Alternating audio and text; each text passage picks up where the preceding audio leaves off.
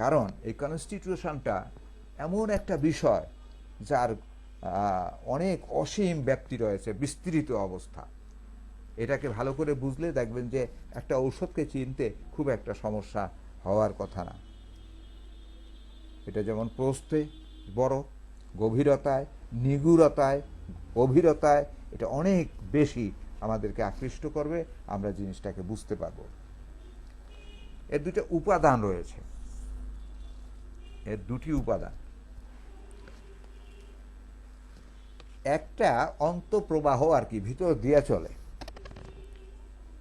মানে নিজের জীবন দিয়ে আর কি অনুভব করা যায়। যেমন জন্মগত প্রভাব কোনো মানুষের মধ্যে আসে বংশগতির মাধ্যমে, এটা হলো বিষয়ক, অন্তঃসত্ত্বা বিষয়ক প্রভাব। এইটা এই একটা উপাদান। আরেকটা নিশ্চয়ই বহিরাগত, বাইরের থেকে আসে। তাহলে এটা সোজা, এটা বোঝা কোনো কঠিন না। তো অন্তঃসত্ত্বা বিষয়ক যেটা, এটার মধ্যে বুঝতে হলে আপনার এটার আলোচনা বেসিক কোর্সে একটা আলোচনায় গেছে, প্রবণতা, অ্যালার্জি কাকে বলে, এই প্রবণতার উপরে একটা আলোচনা ছিল। তাইলে সাসেপ্টিবিলিটির উপরে আমরা এই আলোচনাটা করেছিলাম। সেটা যদি এখন আবার আলোচনা করতে যাই তো অনেক সময় লাগবে, এই সময় কুলাবে না। ওই ভিডিওটা, ওই জন্য ভিডিওগুলো শুনতে বলতে চাই। এটা সংবেদনশীলতা মূলত, কোনো বস্তুতে কোনোটা সংবেদন। কেউ ফুলের গন্ধে সহ্য করতে পারে না, কেউ আতরের গন্ধ সহ্য করতে পারে না, কারো কাছে রৌদ্র তাপ সহ্য হয় না। সংবেদনশীলতা আর কি, কোন কোন বিষয়ের উপরে সে সংবেদনশীল, এটা দ্বারাও আসলে মানুষের অন্তঃপ্রকৃতিটাকে জানা যায়। বিভিন্ন ধরনের প্রবণতা থাকতে পারে, তার ভিতরে সংবেদনশীলতা একটা। বিভিন্ন পরিবেশের চাপে তার মধ্যে প্রতিক্রিয়া হতে পারে। এটা তার একেবারে গভীরে গিয়ে আক্রমণ করে, মৌলিক জায়গায়, ব্যক্তির মৌলিক জায়গাটাকে দখল করে নেয়।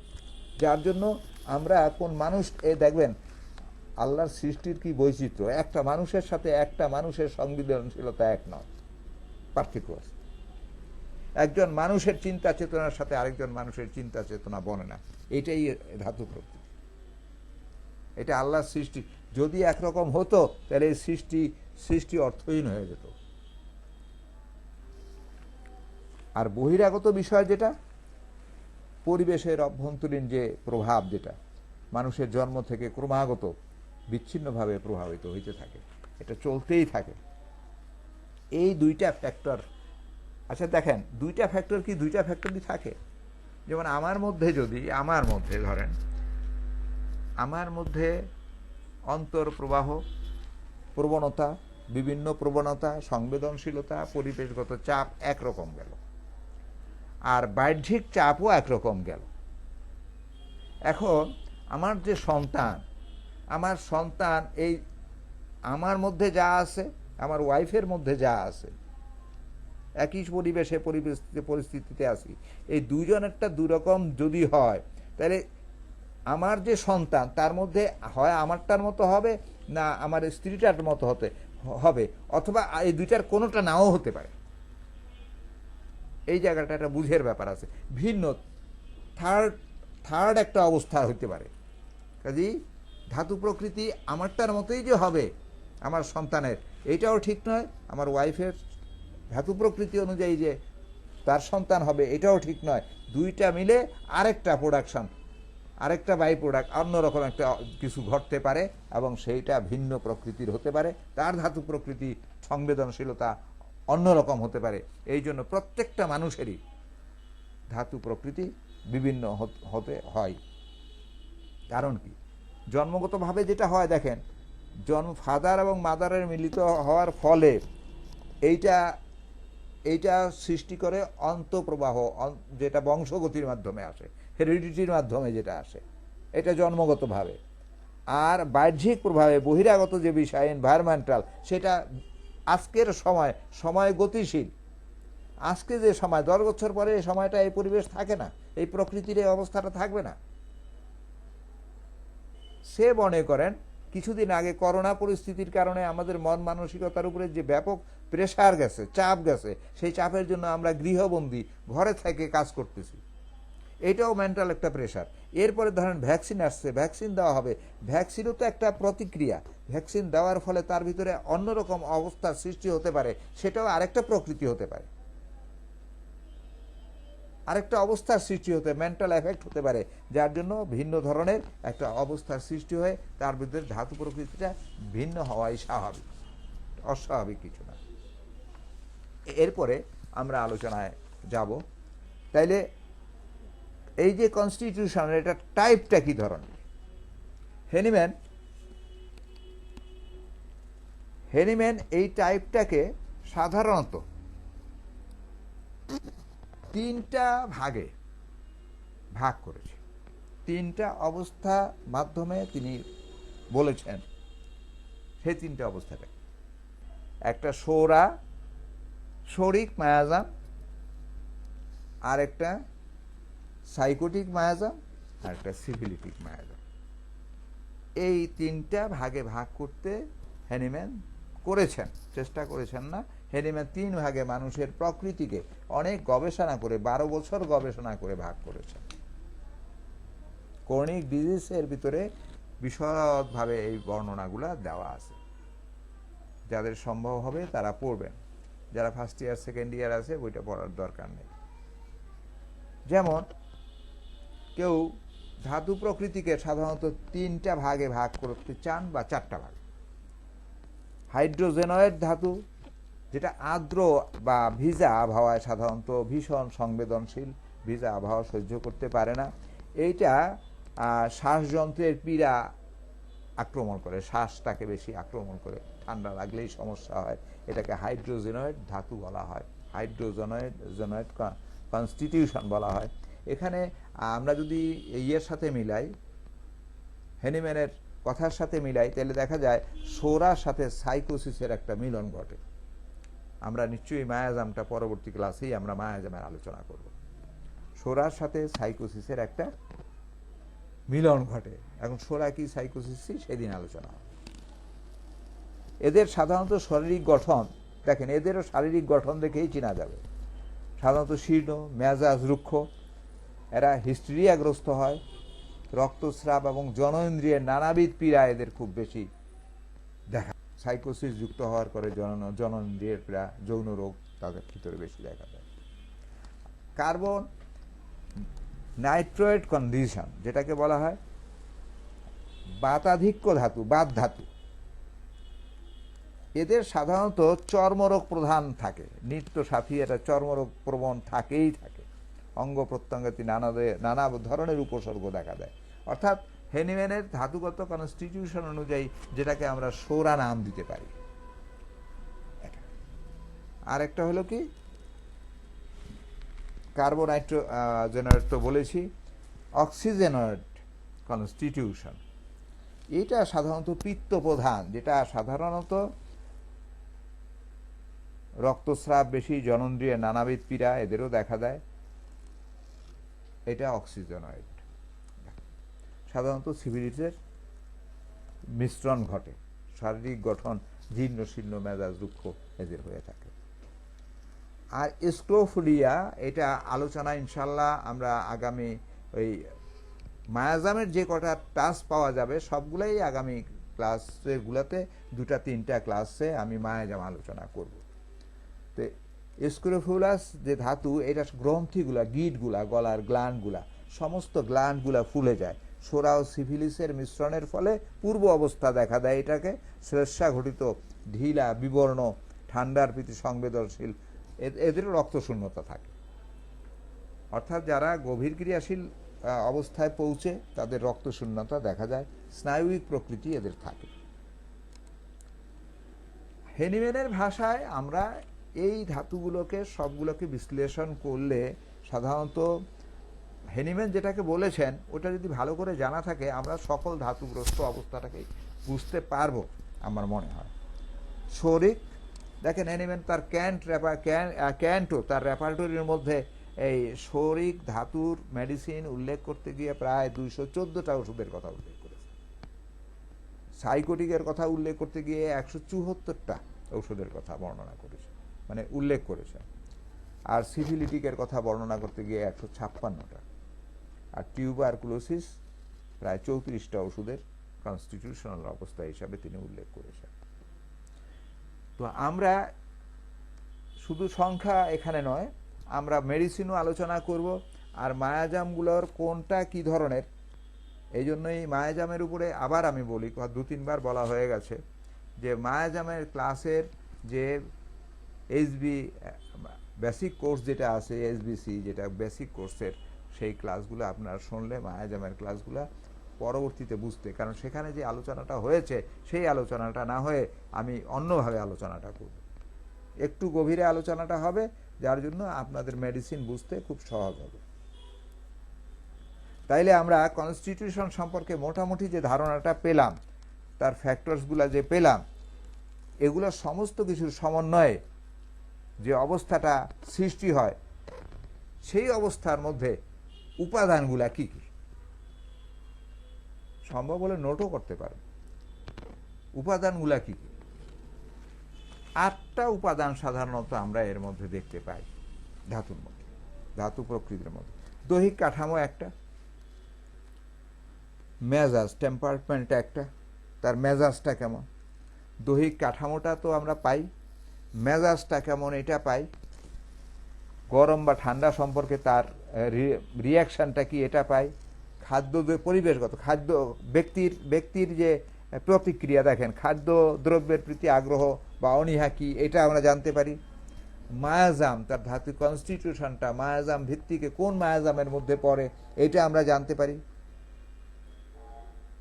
6টা আঙ্গুল নিয়ে জন্ম লাভ করে কোন মায়াজাম, এই সামনে কালা ক্লাসে আলোচনা হবে। ক্ষত নিয়ে জন্ম লাভ করে কোন মায়াজাম, দাঁতগুলো অ্যাপ্রো থাপ্রো কোন মায়াজামে, কেমন চুল নিয়ে জন্ম লাভ করে,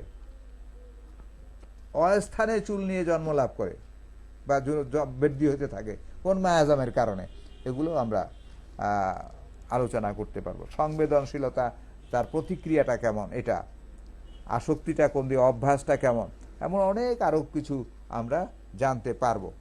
এবং এইটা জানার জন্য আমাদেরকে, ধরেন যদি আমি আপনি ব্যারাইটা কার্ভের কথা বলছি, শিশু বুদ্ধিভিত্তিক খর্ব বৃদ্ধের মতো দেখায়, কেমন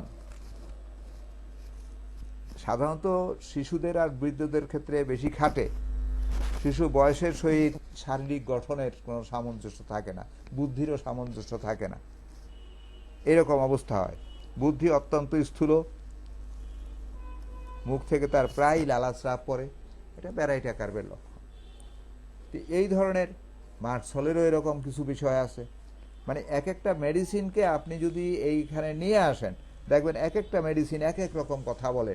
মেডিসিন এই আমি যে আলোচনা করলাম, একটা মেডিসিন যদি আপনি পড়তে যান, রেফারেন্স আকারে যদি আপনি পড়তে যান, তাহলে এখন মেডিসিন পড়লেই আপনি বুঝবেন যে আসলে অবস্থাটা কি দাঁড়াচ্ছে। এই জন্য আগেই আমি শেষের দিকে যাব, এখন আলোচনার প্রশ্ন থাকতে পারে, সম্ভাবনা অবশ্যই আছে। তাইলে কনস্টিটিউশনাল ট্রিটমেন্ট করতে হলে ডায়াগনোসিসটা দরকার, আর ডায়াগনোসিস করতে হলে বাস্তবিক এবং যথাযথ, যেটাকে আগে বলেছি অ্যাকচুয়াল অবস্থাটাকে আপনার জানতে হবে। বিবর্তনশীল, কিভাবে বিবর্তন হলো জন্ম থেকে একেবারে মৃত্যু পর্যন্ত, কোন বংশধারায় কিভাবে আসলো, আর কোন পরিবেশের মধ্যে সে বসবাস করলো, এই পরিবেশটাকেও জানতে হবে, তার প্রভাবটা তার মধ্যে কি বা না নতুন কোনো অবস্থার সৃষ্টি করলো। এই জন্য আমাদের যে 7টা কথা বলেছি, 8টা কথা বলেছি, সেই 8টা কথা যদি আবার বলতে বলেন, দৈহিক কাঠামো, মেজাজ, মনে রাখতে হবে দৈহিক কাঠামো, মেজাজ, মায়াজাম, প্রকৃতি পরিবেশের সাথে তার সম্পর্ক কি, কেমন সংবেদনশীলতা কেমন, আসক্তি কীরকম, তার মন মানসিকতা কীরকম, এগুলো সবগুলা মিলে ধাতু প্রকৃতি, সবগুলা মিলেই হলো ধাতু প্রকৃতি। এগুলো যদি আমরা জানতে পারি, তাইলে আমরা ধাতু প্রকৃতি জানার সাথে সাথে আমরা কোথায় পাবো, এখন প্রশ্ন হলো ধাতু প্রকৃতি জানে আমার লাভটা কি। এতক্ষণ তো অনেক কথা হলো ধাতু প্রকৃতি সম্পর্কে, লাভটা কি? লাভটা হলো মেডিসিন একটা মানুষ। মেডিসিন বলতে কোনো কথা হোমিওপ্যাথিতে নাই। রোগচিত্র, রোগী চিত্র, রুগীটাকে একজন মানুষ, ওই মানুষের সাথে সদৃশ করতে হবে একটা মেডিসিনের। যেই মেডিসিনটা আমরা দেই সেই মেডিসিনটা আসলে মানুষের উপরে প্রুভিং করা, মানুষ কথা বলেছে, অর্থাৎ একটা মানুষের চিত্র, মানুষের রুগ্ন অবস্থার চিত্র, মেডিসিনের চিত্র ইকুয়াল। এর অর্থ ওষুধটাই মানুষ। সাইলেশিয়ার দেখেন, সাইলেশিয়ারও গুণ বৈশিষ্ট্য আছে। বালু, লবণ, কেমন হ্যাংলা পাতলা, গলার কাছে চিকন, পেটটা মোটা, কেমন এই যে ধাতু প্রকৃতির যে এই অবস্থাটা, এইটা লবণের। তো লবণটা আর লবণ থাকলো না, মেডিসিন থাকলো না, মানুষের প্রকৃতি রূপ ধারণ করলো। তার বিষণ্ণ মন, ক্ষণে কাঁদে, কখনো কখনো বিষণ্ণ হয়ে যায়, ভালো লাগে না কিছু, বিষণ্ণ চিত্র, আরো অনেক। এখন এই যে অবস্থাটা হলো, এই অবস্থাটা আসলে একজন মানুষের চারিত্রিক বৈশিষ্ট্য, অর্থাৎ একটা ঔষধের চারিত্রিক বৈশিষ্ট্য সেই। তো ধাতু প্রকৃতি জানতে হলে মেডিসিনটাকে আমার মেডিসিন না মানুষ রূপে জানতে হবে। মানুষের যা যা থাকবে, যা যা সমস্যা, ঠিক মেডিসিনটার তা সমস্যা যদি পাওয়া যায়, তাইলে ওই মেডিসিনের উচ্চ শক্তিতে ক্ষুদ্র মাত্রায় প্রয়োগ করলে ওই রোগটা আরোগ্য করবে, ওই রোগীকে আরোগ্য দেবে। তাইলে এই জন্য আমি কোথায় পাবো এই রুগ্ন অবস্থাটা, কোথায় পাবো? ম্যাটেরিয়া মেডিকার মধ্যে পাবো। ঔষধের চিত্রটা, রুগ্ন মানুষের চিত্রটা, এই জন্য বলা হয় কি, ম্যাটেরিয়া মেডিকাকে বলা হয় রুগ্ন মানুষের হাসপাতাল। ওইটা একটা হসপিটাল, ম্যাটেরিয়া মেডিকা একটা হাসপাতাল। সেই হাসপাতালে যদি আপনি ভ্রমণ করতে পারেন, আর এই ধাতু প্রকৃতি আরো লক্ষণ যদি আমরা ভালো করে জেনে নিতে পারি, এই লক্ষণটা, যেই ওষুধটা যে কিভাবে পাবো, কার কাছে পাবো, আপনি ম্যাটেরিয়া মেডিকার একটা ওষুধ পড়লেই দেখবেন, ও স্যারে তো এইভাবে বলছিল যে এটা বংশগতির সাথে, এটা বংশধারা অনুযায়ী এরকম হয়েছে, এটা পরিবেশের কারণে হয়েছে, এটা আসক্তির কারণে হয়েছে, এটা মানুষের প্রাকৃতিক অবস্থার কারণে ঘটছে। তাইলে আপনি ওষুধটাকে ওইভাবে করে যদি বুঝতে পারেন, তাইলে দেখবেন আপনি মেডিসিনটাকে সহজভাবে বোঝা যাবে। আজকে যে আলোচনা হলো, এই আলোচনার প্রেক্ষাপট আপনি ভালো করে যদি বারবার শোনেন, তাইলে আপনি বুঝতে পারবেন। দ্বিতীয়ত, মায়াজামের ক্লাস, আগামী ক্লাসগুলো মায়াজামের উপরে হবে ইনশাল্লাহ। আগামী ক্লাসটাও মায়াজাম হবে। তার 2টা ক্লাসে শেষ করার চেষ্টা করব। বেশি জোরে গেলে 3টা ক্লাসে আমাকে শেষ করতেই হবে, দায়বদ্ধতা আছে। 3টা ক্লাসে যদি আমি মায়াজামটা আপনাদের ক্লাস করি, তাইলে দেখবেন ম্যাটেরিয়া মেডিকা আপনার কাছে ওই অমুক বইতে লেখে যে এই মায়াজাম, এই ওষুধ, এই মায়াজাম জানার দরকার নাই। আপনিই বলতে পারবেন যে কোন ঔষধটা কোন মায়াজামে, কোন ধাতু প্রকৃতির মিন করে, এটা আপনি বুঝতে পারবেন। তখন ওই রকম ধাতু প্রকৃতিওয়ালা লোক পেলে, ওই মায়াজামের লোক পেলে, ওই লক্ষণ সমষ্টি পেলে আপনি মেডিসিনটা নিশ্চিন্তে প্রয়োগ করতে পারবেন। কাজে মেডিসিনকে, আমাদের যত জ্ঞান সব এক জায়গায় গিয়ে শেষ হয়। আমাদের সকল হোমিওপ্যাথির জ্ঞানগুলা শেষ হবে ম্যাটেরিয়া মেডিকার কাছে, আর ম্যাটেরিয়া মেডিকার জ্ঞানটা শেষ হবে ঔষধ প্রয়োগের কাছে। ঔষধ প্রয়োগ করার পদ্ধতি এবং ঔষধ প্রয়োগ করার যে ব্যবস্থা দেওয়া এবং ওটার পদ্ধতি কি হবে, এই ঔষধের কাছে। তাইলে সমস্ত হোমিওপ্যাথির জ্ঞান একত্রে গিয়ে জমা হবে ম্যাটেরিয়া মেডিকার কাছে। সেখান থেকে রেজাল্ট, সেই বৃক্ষ যে রেজাল্ট দেবে, সেখানে যে রেজাল্টটা পাবো, সেই রেজাল্টটা প্রমাণ করার জন্য কোথায় যাব? রুগীর কাছে যাব। রুগীর কাছে কি নিয়ে যাব? ঔষধ নিয়ে যাব। ওই ঔষধটা যদি সঠিক এখানে প্রমাণ হয় যে দেওয়ার পরে, তাইলে সেটাকে বলা হয় অমোঘ ঔষধ। অমোঘ ঔষধ কি, তার একটা উদাহরণ এটা। আজকের আলোচনা আমি এখানেই সমাপ্তি টানতে চাই। ইনশাল্লাহ আপনারা আগামী ক্লাসে যথাসময়ে উপস্থিত হবেন, এবং কারো কোনো পাসওয়ার্ডের সমস্যা হলে একদিন আগে আমার সাথে যোগাযোগ করে, মোবাইল করে, দরকার হয় আমার সাথে যোগাযোগ করে, জুমের মাধ্যমে কন্ট্যাক্ট করে, যে আমি প্রবেশ করলাম, তারপরে আমি ঢুকলাম, এইভাবে করে নেবেন। কারণ আপনাদের ক্লাসটা, একটা ক্লাস মিস হোক এটা আমি চাই না, প্রত্যেকে ক্লাসে থাকেন এটা আমি চাই। আপনাদের সকলকে ধন্যবাদ দিয়ে আজকের মতো আমার ক্লাস এখানেই শেষ করলাম। খোদা হাফেজ। আসসালামু আলাইকুম রহমতুল্লাহ ওয়া বারাকাতুহু।